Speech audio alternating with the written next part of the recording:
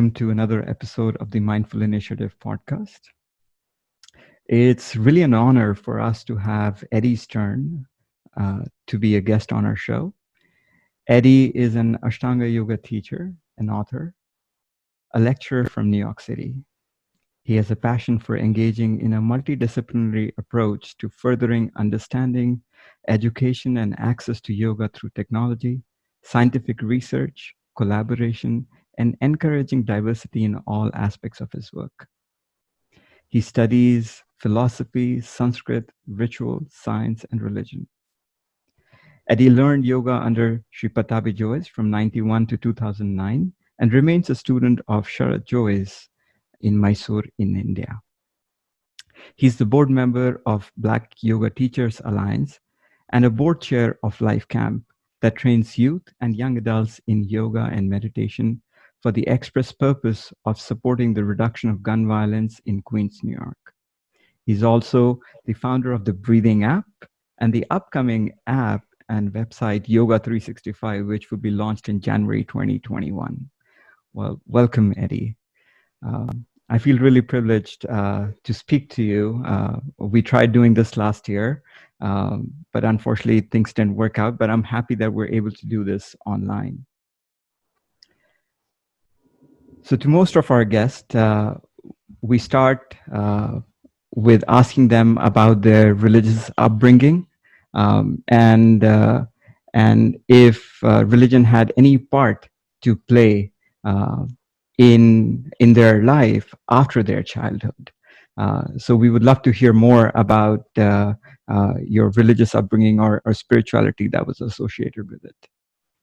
Sure. Well, first of all, thanks very much for having me on your show, Nitesh. It's a pleasure to be here. I had really no religious upbringing when I was younger.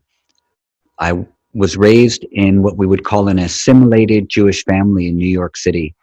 And the assimilated Jews were kind of like a group of people who lived in urban areas where practicing Judaism maybe didn't seem to suit their best interests.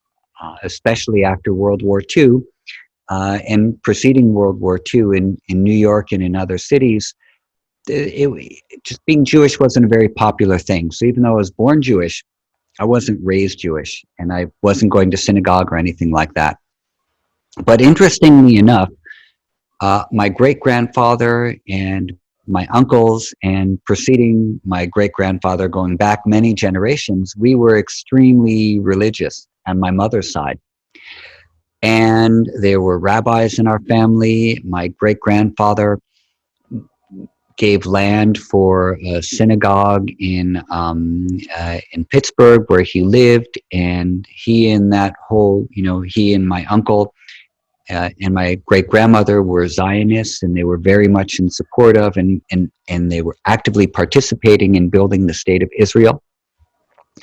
Well, my grandfather, who was my mother's father, was interested in philosophy, and he was able to go to Harvard, which was lucky because there was a quota on Jewish students that were allowed in Harvard at that time. I think maybe 20 or 30 Jews were allowed per year or something like that, and none were allowed to teach there. And he did his PhD in philosophy, and his dream was to be a professor at Harvard, but he couldn't because he was Jewish. So I think that was, from what I understand from my mother, was a little bit of a turning point for him. And he turned his back pretty much on Judaism. He moved to New York. He got married 4 times. This was not something very common at that time at all. My mother was the product of his 3rd marriage, and he sent her to a Catholic school. So instead of being brought up as Jewish, she ended up learning all of the Christian hymns. And I grew up celebrating Easter and Christmas, even though we were Jewish. So my spiritual journey started when I was around 15 or 16, and it led me in a direction that I didn't identify at that time as being religious, but it was a quest to understanding what purpose and meaning was in my life. It wasn't until much later that I started to learn about the religious background of my family. And that was one of the things that led me to get bar mitzvahed when I turned 50 instead of when I was 13. Wow. I think it's an interesting journey uh, to look back at who you were when you were growing up, because you have different realizations. You look at the world differently. Um, and your spiritual quest, which probably started when you said 15, it led you to India pretty quickly after that. Is that correct? It did, yeah. I left for India when I was 20. Started doing yoga when I was 18 or 19. And by the time I was 20, I knew that's what I wanted to do with my life. But remember, this was 1987 or so. 1987, there was no job description of a yoga teacher like there is now. Now, yoga teaching, the San Francisco Chronicle said yoga teaching is the new waiting tables, like anyone can do it. It's your in-between job. You take a training for 200 hours, you get a certificate, you're ready. In the 1980s, there was no profession of teaching yoga. It wasn't something you did to make money. It's something you did because that's what you did. You did it as service. So I knew when I was 20 that yoga was what I wanted to do with my life, but it had nothing to do with income. Like there was no thought of how I was going to make money. I'm curious. Back in the 80s, and I've read at a few places how things were to go to Mysore. You had to write a letter, you had to get accepted, then you went, and I'm sure you did that. Uh, but as a teenager, what was your understanding of yoga? Is something I'm really curious about, because now uh, there is a lot of awareness of yoga, but it's people associate yoga with asanas and go in that direction. Uh, but I'm curious, in the West and in the US in the 80s, what was your understanding of yoga? My first understanding was from reading the book Siddhartha by Hermann Hesse, and this was in ninth grade. And our English teacher, Mrs. Jane Benditson, I really consider her to be like my first guru, without even knowing what she was. But she said to us, the three most important questions you can ask yourself in your life are, who am I? What am I doing here? And what do I do next? And she was very emphatic that to understand your purpose and to understand your meaning in life was the most important thing for you to do. That all the education, all of the dreams and ambitions and desires, that's fine, but first, know who you are and know what you're here for. And she drilled that into us. And I don't know how it affected the other students in the class, but for me, that was a turning point in my life, because up until then, I was a really lost teenager. And for a few years after that, I continued to be a very lost teenager. But I was one who was thinking about these three questions a lot, like all the time. And and because it was from Siddhartha and that was framed around meditation and around yoga, because Siddhartha, of course, did yoga before he went to meditation and had his own realization. That's what I identified it with. And when I met the first person who actually taught me yoga, his name was Ted Bajorek, and we were working in a record store together. He had studied with Yogi Amrit Desai in the 1970s in Pennsylvania. Received Shaktipat from him, had transcendent experiences where he was one with the universe. And he told me that the purpose of yoga was to raise your kundalini, was to attain samadhi, and then move towards liberation. And that was the purpose of yoga. And so for me, that's what yoga was. We meditated. He gave me books to read. I did some chanting. And it wasn't until I went to a yoga class that I saw people doing asanas. And when I saw that for the first time, I thought to myself, what does this have to do with yoga? Like this has nothing to do with yoga, standing on your head or doing the sun salutation. Yoga is about enlightenment. What are they doing all these things with their bodies? So it took me a little bit, and then I started getting more interested in the asana portion of it. But my understanding, even as I began doing asanas was somehow this needs to be related to enlightenment. And honestly, I thought that you needed to be enlightened to teach yoga. I thought you had to have raised your kundalini to be a yoga teacher, because that's my understanding from the books I was reading. So when I went to this first class, I thought my expectation was these teachers must have raised their kundalini. And that's how I walked into the game. And I think those are the little breadcrumbs that are thrown at people. Like your kundalini might rise, and some of the other things, the enlightenment might happen in different ways. Uh, but asana seems to be an entry point for a lot of people, and uh, it's only much later that you tend to realize the different strengths that yoga brings in, and it becomes uh, it becomes a way of life. And in the last 20, 30 years of your teaching, I think you've been teaching for 30 odd years probably now. Yes.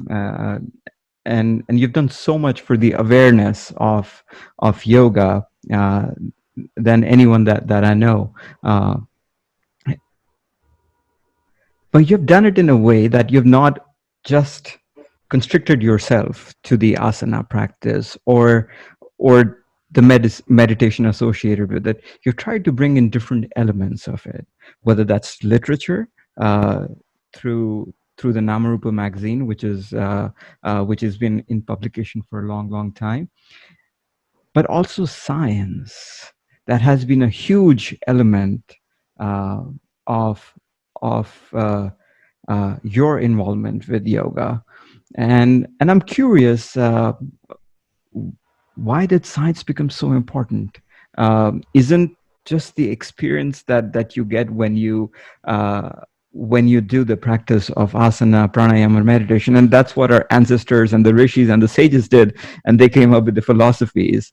Why was science so important to you to bring both of them together? I think that science became interesting to me because it's, science is a language. It's a way of examining and understanding how things work and then communicating how those things work to the people you're talking to. Yoga is a language as well. Yoga is as my friend Shraddhalu Ranad said, who's a devotee of Aurobindo. He lives in Pondicherry. He has basically explained to me that yoga is not a thing, but yoga is a dialogue. And it's a dialogue that began in the Vedas and moved through the Upanishads and then into the, Patanjali area, into the Hatha Yoga tradition. And that when we look from what yoga became in the 10th, 11th, 12th, up to 18th centuries with the heavily oriented Hatha Yoga traditions, that was a continued dialogue from the tantric traditions, which was a continued dialogue from the Upanishadic era, which came from the Vedas. And so all of what we have now and what we consider to be yoga is this, this communication network, which stretches back thousands of years. And as you learn more and as times change, the modality that you're using might change a little bit, but the reason behind the thing that you're using stays consistent, but the way you do it is a little bit different. So, these days there's a lot of talk about modern yoga, pre-modern yoga. Did yoga, was India influenced by outside forces? This is the whole, SOAS school in London, and many of the students coming out from there are presenting this narrative to the world, and which I think is absolutely incorrect for many, many reasons. One thing that they don't look at is they don't look at the fundamental dialogue of yoga, which is a process of self-knowing, of self-knowledge. Like, who am I? What's my purpose? What's meaning? How do I participate in this flow of life? These are some of the timeless questions of India. So therefore, yoga is not a thing which can be locked into an age or a part of the history that you think you're narrating, but it's a thing which you enter into. It's a living tradition that you enter into. And that's what we call a dialogue. This living tradition that you enter into, that you participate in, that you propagate, this is a dialogue. So The science is a similar kind of a dialogue, and science has been around for a long time. Science existed in India thousands and thousands of years ago. You know, it existed in Greece and in Egypt and in Europe. And over time, the dialogue of science has changed. So, for example, if you read in my bio that I like to study religion and science, you know, nowadays people think that maybe those two are opposed. One is a belief system, and one is logical and rational and can be proven. But before Descartes, religion and science were very much on the same page. Aristotle and Plato, and you go back as far as you want to. They were looking at both religion and science and the mystery of creation, the mystery of life, and also trying to measure things. So what we have now of science in the West is largely a language of measurement. And in that language of measurement, you can communicate a whole lot of interesting things. And I became interested in how do I talk about yoga in such a way that I can discuss the benefits, discuss the changes that can occur, discuss what it can do for people, what it can do for children, what it can do for gun violence reduction, what it can do for communities that have low access to these types of things or lack of services. You know, what can yoga do to help people? And what can yoga do to help sick people? What can yoga help to do people who aren't sick, but maybe have mental anxiety or stress or things like that? And so for that to be efficacious in the West, you need to speak in the science of language. And luckily we have such a language. Now, I was influenced by a colleague named Marshall Higgins, who was a researcher who came into my school one day and asked me if I would help him on a research project. I had no idea about science at that point. I mean, I was probably the worst person for him to ask, but I said that I would like to do it because I'm, always up for a challenge. But if you look to the 1920s, Swami Kuvalayananda from Kaivalyadham in, outside of Pune, he was doing scientific experiments on yoga, but he was doing Western scientific experiments. And he said, for those who have faith and belief in yoga, it will work for them. They don't need any other proof. But for those who, don't believe in it, they need measurements. And after they see measurements, then they'll believe that it works. And then they can take these practices and they can use them to make society better, healthier, more balanced, et cetera, et cetera. So that's a paraphrase of something that he said. So I think that I'm following in that tradition, even though I'm not a student of Kaivalyadham, that that I'd like to use this science, this language of science,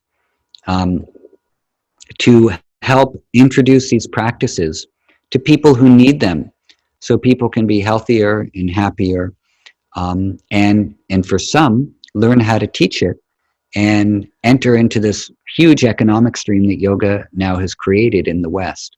So there's a lot of things that can be done. And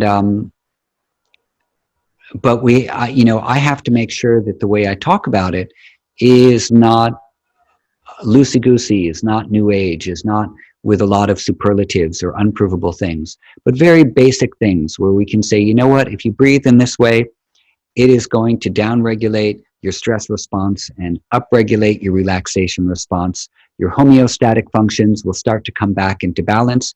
Inflammation will reduce in your body, and you might even see a reduction in some of the diseases that are caused by inflammation. And I can say that because there's research behind it, not because I made it up. And if I can say something like that with research behind it, then maybe a school system that has a very high incidence of students acting out, disciplinary problems, might say, you know what? If these practices, and honestly, in the public schools in America, we don't call it yoga or meditation, we call it health and wellness practices. They might say, you know what? Let's try these things and see if it calms our students down and helps them to stop acting out so much, because they're acting out because they have a lot of stress, environmental stress as well, primarily actually. And so we do that. And then many of the places find, wow, this actually really works and it's not difficult to implement. So this has been a large part of what I've been doing over the past 20 years. Science came into the picture about 10 years ago, and I fell in love with it, frankly. I really am. I'm working on research projects still. Right now, I'm working with a doctor named William Bushell, and we're working on a lot of interesting things in regard to some of the um, uh, neural pathways that COVID is affecting, and thinking about preparedness models and things like that.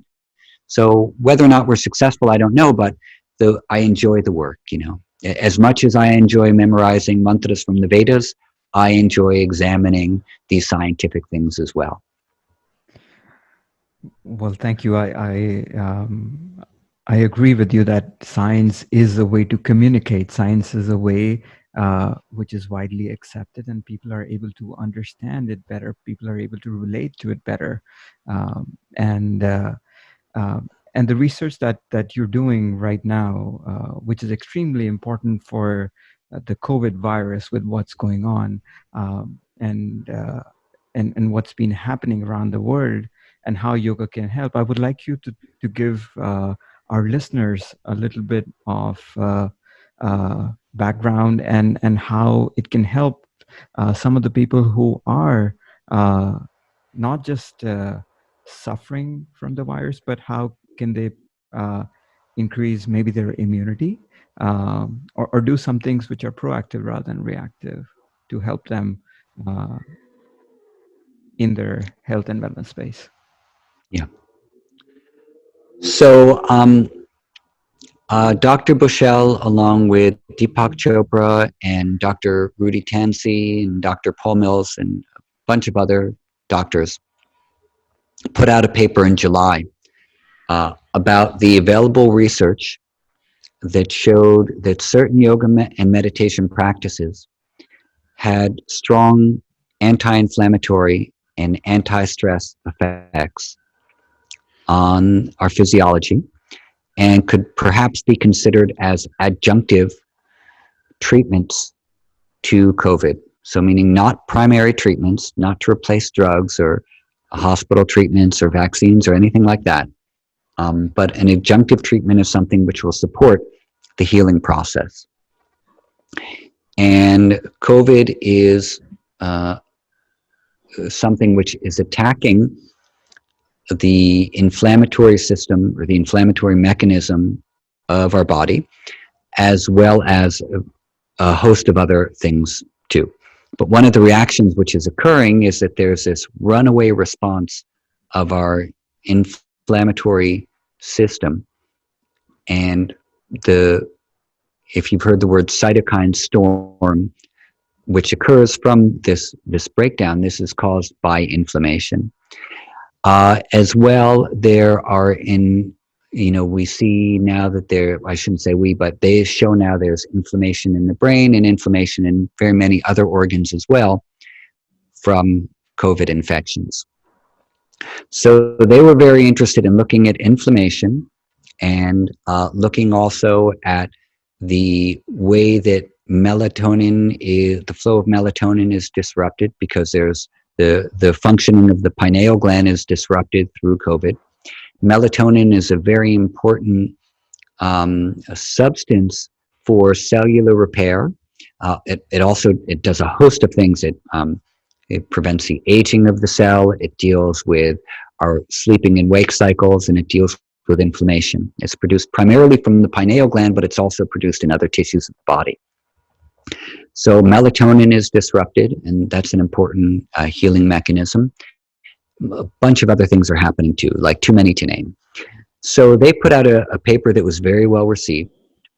And then Bill contacted me because he had read that there was a hospital in New York that was using something called proning to help patients who were losing oxygen or oxygen levels in their blood, to help them regain those oxygen levels and prevent them from being intubated. So one of the things that happens from COVID is something called silent hypoxia, where the oxygen levels of your blood begins to drop. Normally, we should be at around 95% or so. But what was happening is people were coming into the hospital and their oxygen levels were at 70 or 60%. They weren't even aware of it because the signaling mechanism was cut off through COVID, and they immediately needed to be put on oxygen. Otherwise, they would begin to fade very quickly. And one of the things that they noticed was that by keeping patients on their backs, oxygen levels had a hard time coming up. But if they would turn them over to rest on their front, then their oxygen levels would start to come back up. And one of the reasons for this is that we have more lung tissue in the back of our body than we do in the front. So our back lungs are about 60% of the surface area of our lungs, and the front part is only about 40% up here. As well, we have gravity pushing down on the front of the lungs when we're on our backs. So we have a smaller surface area combined with gravity, which is changing the way that the tiny parts of the lung sacs are able to expand. That becomes compromised, and eventually the patients end up being intubated. So to prevent that, they'd flip them over on their bellies, put them over some, like a special type of a chair, and help them to regain their oxygen absorption levels up. So Bill contacted me about this, and he wondered if there was any links within yoga. And I said that this proning position looked like things that we naturally do in yoga, such as child's pose. Or an active proning position would be downward facing dog, or there's Makarasana. So there's a lot of different asanas that we are doing in yoga that mimic proning. As well, with deep breathing, one of the things that we want to do is we want to breathe into the backs of our lungs near our kidneys and expand that area through pranayama.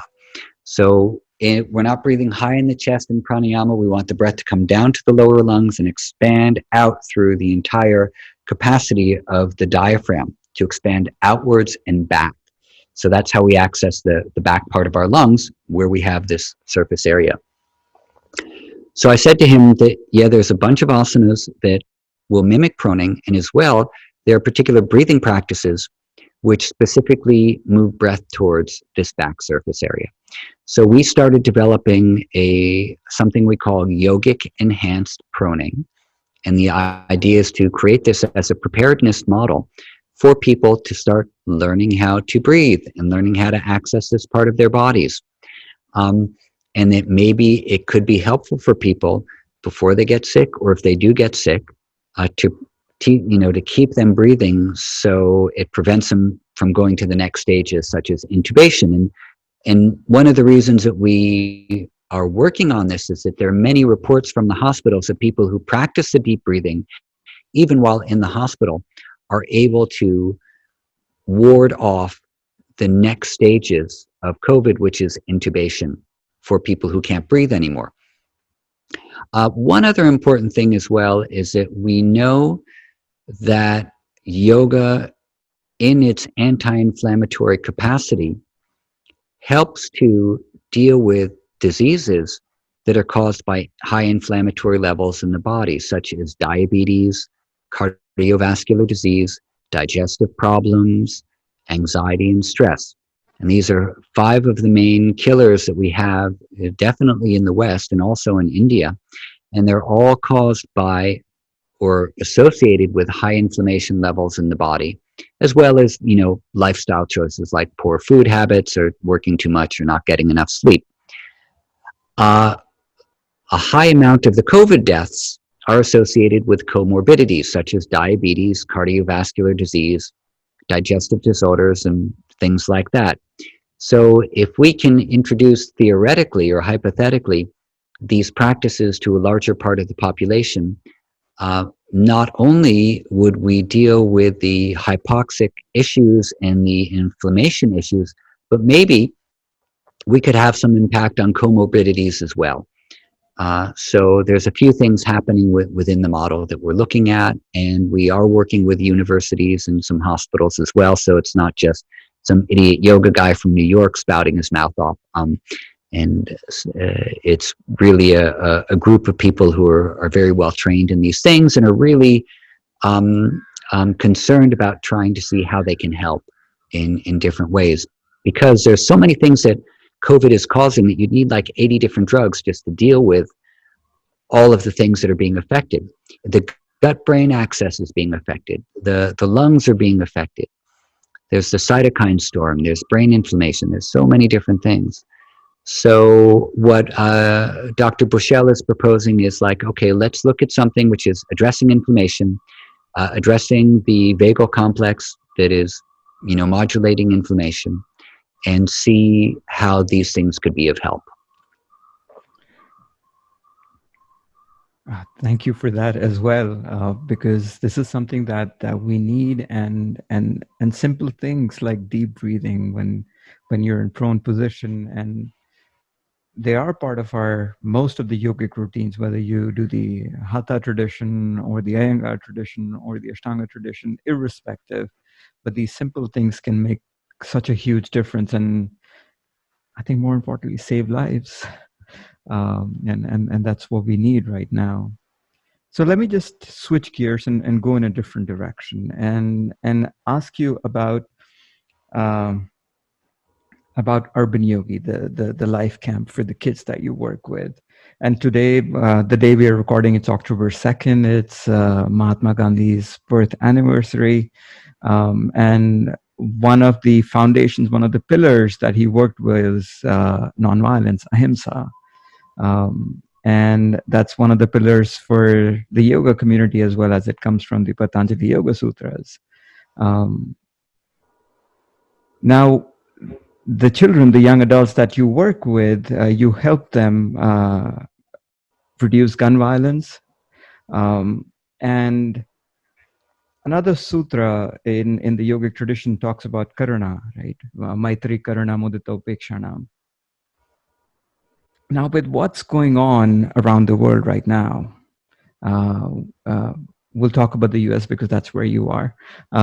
With what's going on in terms of racism in different parts of the country, what are you trying to do from a yogic perspective with these kids that they respond in a way uh, which is in accordance to a yogic lifestyle, um, and in a way that, after they're done making the changes around them, they're not regretting their actions. uh, they are steadfast in their belief that their way of life is correct. So the Urban Yogis started in 2012, and it started because a woman named Erica Ford, who runs an organization called Life Camp in Queens, issued a challenge to Deepak Chopra. And what she said to him was, all that meditation and yoga is good for white folks, but I don't see how it's going to help my black community out here. We got a lot of problems, and that stuff is expensive, and I don't think it would work. So she said, why don't you come out here if you think anyone can do it and meditate with my group? And Erica has been working for the past 25 years to reduce gun violence in New York. And where she lives, there used to be very high levels of gun violence. They've come down tremendously because of her community activism. So Deepak came out there, he meditated with 75 youth and 25 adults, all who had been impacted by gun violence. And they responded well. And that evening, after he got back from Queens, he was coming to our temple because we had a festival occurring that night. I don't remember which it was. And he said to me, I spent today out in the hood meditating with these kids. And I said, well, if you ever want to do yoga with them, let me know. I'd be happy to come out with you. Because I have been doing, up to that point, a lot of work with kids in schools. So I went with him the next time. And Erica was really skeptical about some white guy coming out to Queens to do yoga with these young black kids, and they liked it. And so Deepak and I committed ourselves to coming out every month for a year to work with her group. And then the next summer came around, and Erica asked if she could send some of the youth from her youth summer program to do yoga with me over the summer. And I said, sure. So 4 young adults came, and they were really skeptical coming in. We read out loud from different texts. We read things that Mahatma Gandhi had written and Martin Luther King, and some of Deepak Chopra's works. And they were feeling good. They liked it. The yoga made them feel better. At the end of the summer, one of the students, Shaquille Johnston, said, can I bring some of my friends to do some yoga too? And I said, sure. So he brought 3 of his friends, and they came, 4 of his friends, in fact, they came every week for another year to practice with me. And during that time, we read 7 spiritual laws of success together. And they started realizing that their thoughts and their actions had real world consequences. And that if they wanted to begin to mold their lives in the direction they wanted it to go, they had to watch their thoughts and actions and emotions. And they intuited this stuff. They could feel it coming to them from the yoga. And one of the things that happened over that year was that I also committed myself to them. They didn't just commit themselves to coming to the school, but I committed myself to being present for them every week. And whether they were practicing well or not, or showing up or not, like I was going to be there. If they were late or if they were on time, I was going to be there. And that helped them to trust me, to know that I wasn't just some guy who was like, floating in and out of their lives, pretending to have an impact when I wasn't really fully present. So my commitment was to be present, to actually be there for these young people who were interested in learning yoga and learning about themselves. And then at the end of the year, when this trust naturally developed, I asked them if they would like to learn how to become teachers. And they didn't know they could do that. And I said, of course you can. I said, it's not that hard to teach yoga. You've already been practicing for a year. And so the first teacher training I ever did was with these young people from Queens. And then the next step was to try to get them work teaching yoga. And we did that through the public school system. So to date, the only teacher trainings I've ever done, and I've done several of them, have only been for the urban yogis. I've never trained anyone to be a teacher outside of that. I've had assistants in my yoga school who I've said, you definitely can assist me here, but I couldn't make them teachers. That only happens out of Mysore. But the urban yogis are the only time I've gone against a contract which I have with Mysore, which is not to do teacher trainings. I've done it with these young kids, and you know what they need? They need that training, and they like it. And in that training, we do a lot of different stuff. They learn how to teach Ashtanga Yoga up until Janu Shirshasana A, and then finishing poses. They learn a few simple pranayamas. They learn some yoga therapy. We read 7 spiritual laws of success. They learn a little bit about philosophy. And then they're ready to teach young people in schools and guide them and help them learn how to relax. And so my role within Life Camp and the urban yogis it falls under the therapeutic services category. What I deal with is stress and environmental stress. And to deal with environmental stress, if you can't change the environment outside, you change the environment inside. And that means to deal with fight or flight, sympathetic nervous system, and learn what the relaxation response is inside you through Shavasana and things like that. So that's what I do. That's my contribution to trying to help reduce the gun violence. And then we also have programs for people who have lost children or had children injured or crippled through gun violence as well. I sit on the board as the acting board chair of Life Camp itself, and as the Urban Yogis. Now, that first group that was coming to me in 2012, they now lead all the teacher trainings, and I'm there as their assistant to help them out with whatever stuff they need help with. And I'm immensely, immensely proud of them. So empowering, so powerful, and such a confidence builder. And I think that's what a lot of these people are looking for. Once they have the confidence, they can go out in the real world, uh, that they're valued, their contributions are valued. Well, more power to you to do to such things. Um, so we're getting towards the end of our time. I've this question is along the lines of the book that you've written, One Simple Thing, uh, and the app that you have done, uh, the breathing app, and Yoga 365.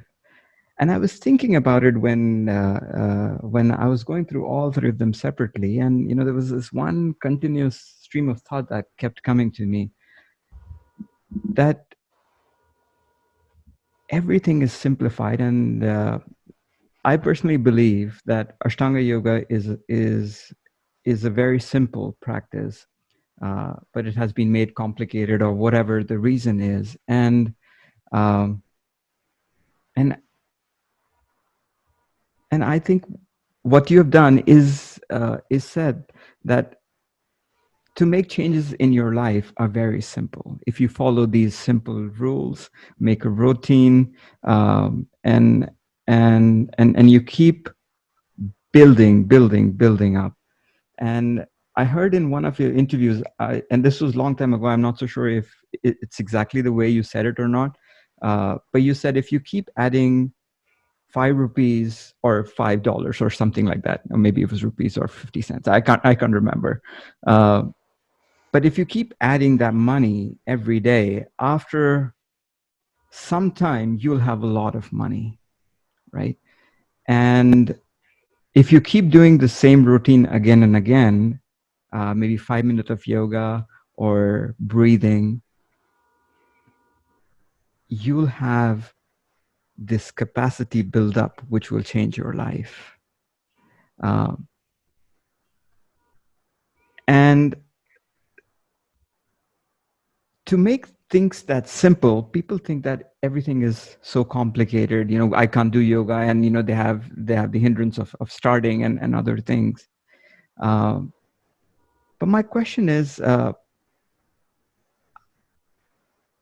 what is this thing that you feel will keep you moving in a direction that it changes your life, that things become permanent? Because people start things because they are simple, but they can't continue. I want something new. I want something different, right? But in Ashtanga, we do the same asana every day, but it's different, right? You may listen to the same breathing every day through the app, but it's different.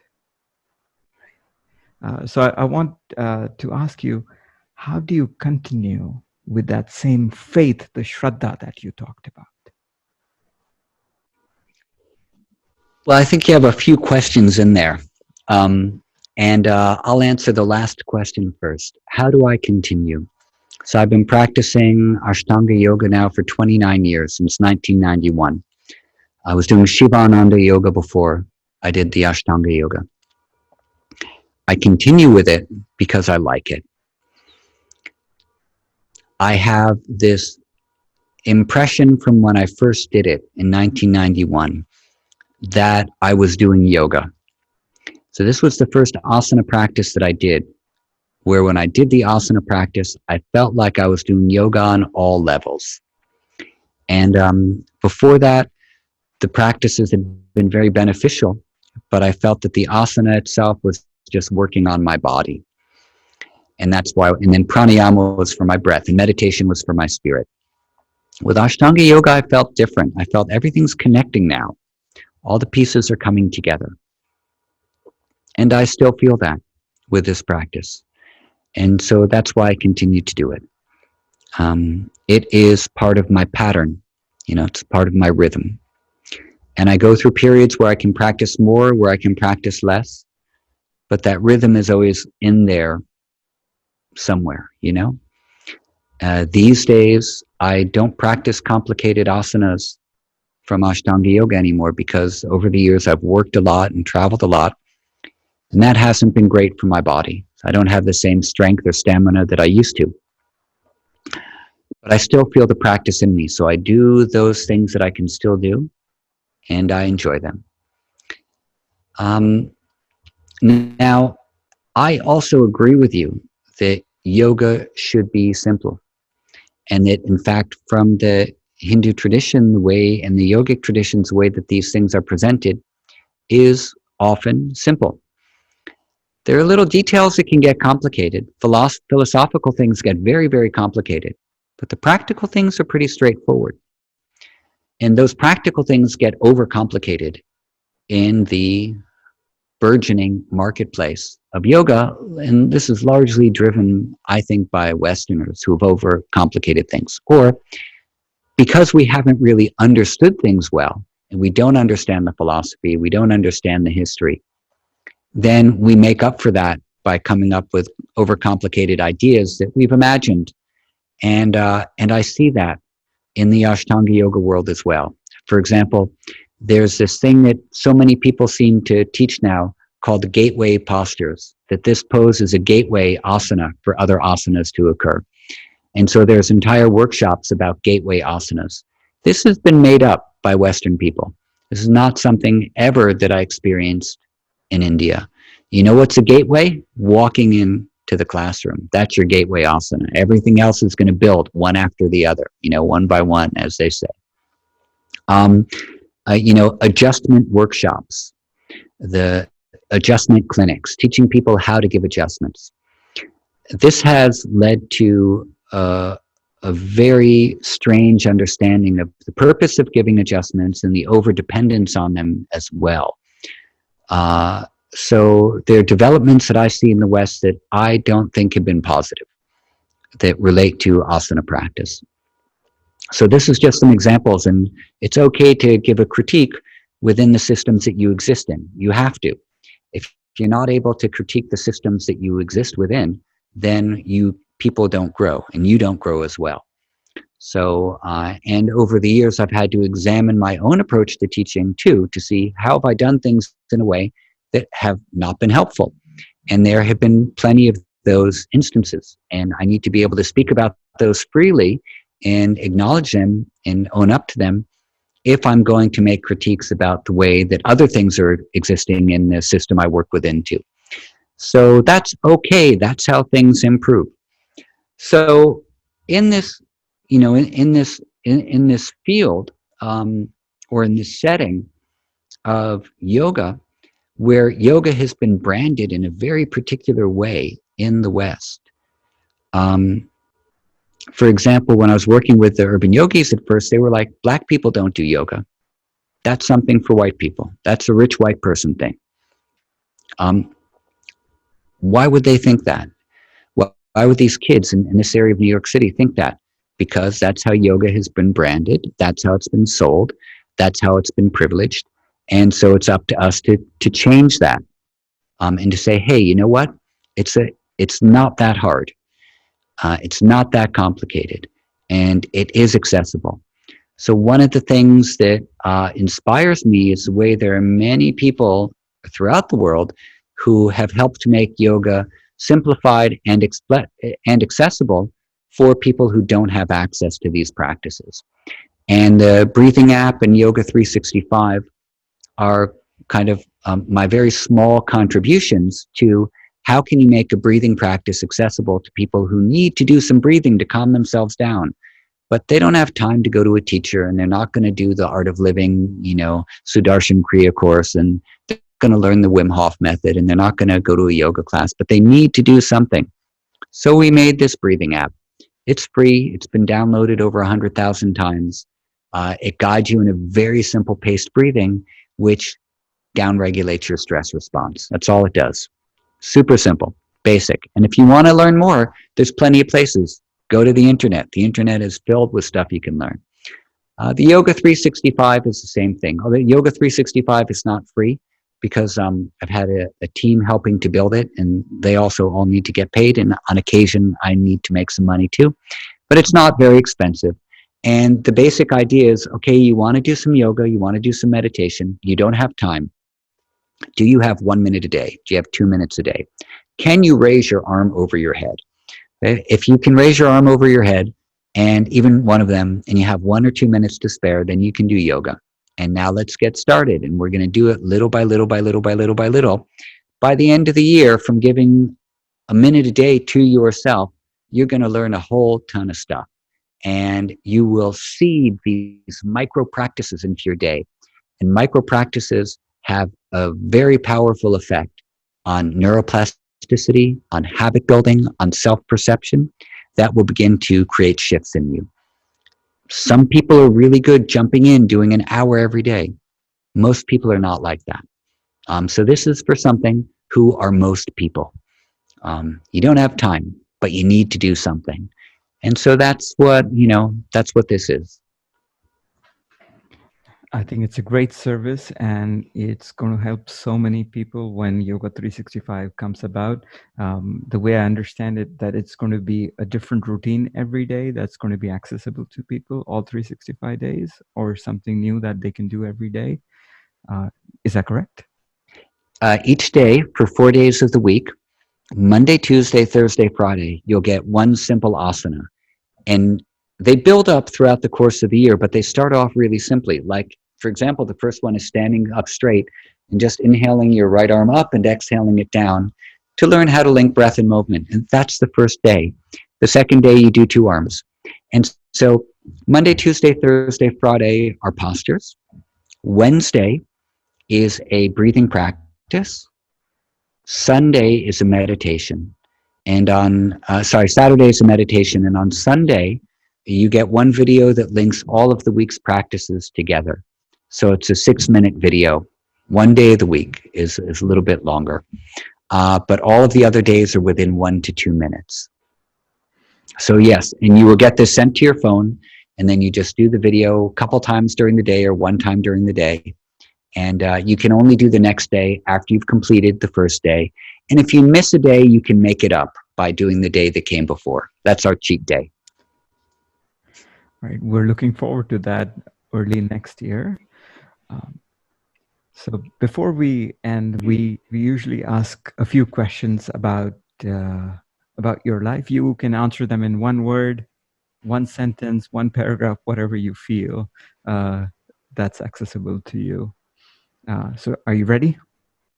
I'm ready. This is a hard one for me. You know that I have a hard time answering questions in short sentences, even this one. That's why I say just one word. All right. So our first question is one place that you would like to visit. That I haven't visited before? Maybe you visited it. The only place that I really miss right now during COVID is India. Any specific place in India? I'd like to go back to I'd like to go to Gomukh. Have you trekked to Gomukh? No.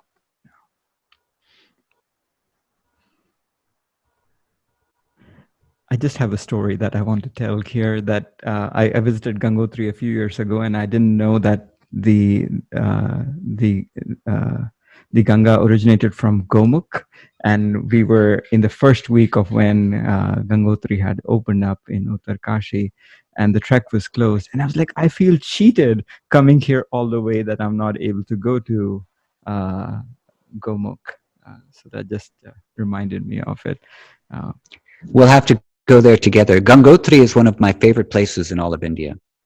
I love it there so much. Mine too. Mine too. It's so beautiful. It's such a special place. It is. Yeah. All right. Next one. A childhood memory that brings joy to your mind. My first guitar. Okay. So we'll get a few questions ahead and ask a favorite song that comes to your mind that you really like. If I had to be stranded on a desert island for the rest of my life and I could only bring one song with me, it would be Sweet Thing by David Bowie. Can you sing that for us? No, I definitely cannot. But if we request you to sing that for us, would you? Well, it's an 8 minute long song, and half of it is instrumental. Okay. Um, and no, you don't want to hear my singing voice. All right. We'll ask you to chant towards the end for us That's then. fine. A person you would like to meet in history, going back in time. Veda Vyasa. All right. The next one is a book or a film that's really close to your heart. Well, those are going to be two different things. So, film, I really did love The Fifth Element by Luc Besson. And a book, any book, you want fiction, you want Any book spiritual? that comes to your mind that may have changed your life. Oh, well, definitely.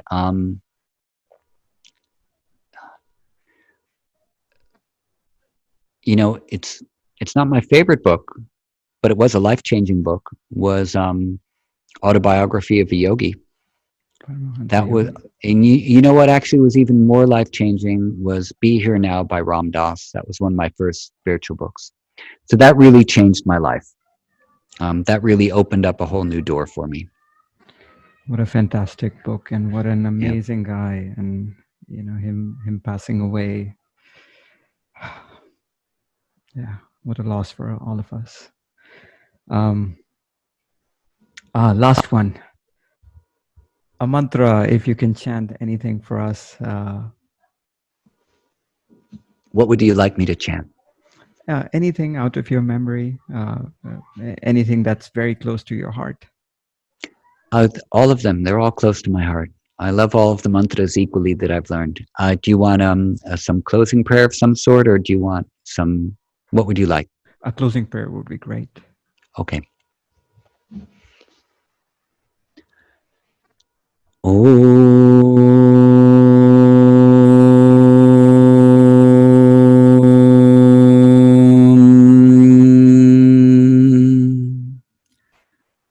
सर्वे भवन्तु सुखिनः सर्वे सन्तु निरामयः सर्वे भद्राणि पश्यन्तु मा कश्चित् दुःखभाग् भवेत् ॐ शान्ति शान्ति शान्तिः श्रीगुरुभ्यो नमः हरिः ॐ तत्सत् श्रीकृष्णार्पणमस्तु.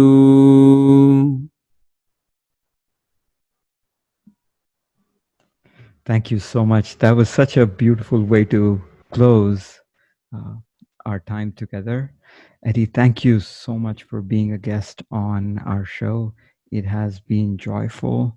It has been informative, and I've really enjoyed every minute listening to you. Thank you so much. Thank you for having me, and you have a wonderful podcasting voice. Relaxed and calm, smooth, chill, interested. Thank you so much. Thank you so much for tuning in and listening to our show. If you like listening to us, if you like our work, please share this podcast with your friends and family. Thank you so much.